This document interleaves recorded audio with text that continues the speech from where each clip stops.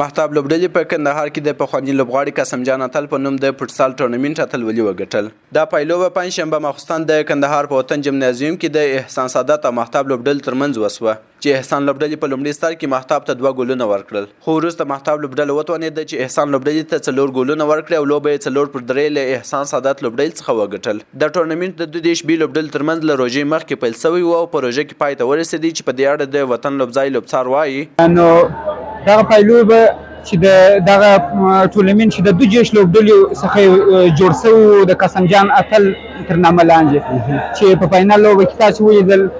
مهتاب لوبډله او احسان سادات لوبډله خپل بخت یې وازموي چې په نتیجه کې مهتاب لوبډله وتوانېدله چې 4 د 3 په نتیجې سره خپل سرسخت سیال احسان سادات ته ماته ورکړي. بلخوا پخوانی نوموتی د فوټبال لوبغاړي قاسم جان اتل بیا وایي ډېر خوښ دی چې په کندهار کې فوټسال ته د ځوانانو لیوالتیا زیاته شوې ده. په کندهار کې د ځوانانو لپاره کار ډېر شوی دی، جمنازیمونه شته او د ځوانانو لپاره یو لامل چې دوی باید نور هم ښه وځلیږي، ځان یې وروره ښه کار وکړي، تمرینات یې وکړي، د مشر خبرو ته غوږ ونیسي، انشاءالله آینده یې ډېره روښانه وي. په دې لوبځای کې یو بل تماشچي بیا وایي چې فوټسال په کندهار کې مخ پر وده روان دی او له مسؤلینو څخه غواړي چې فوټسال او فوټبال سره جلا کړي تر څو نوي ټورنمنټونه هم جوړ کړي، نوي ټورنمنټونه تر دې عنوان لاندې جوړ کړي چې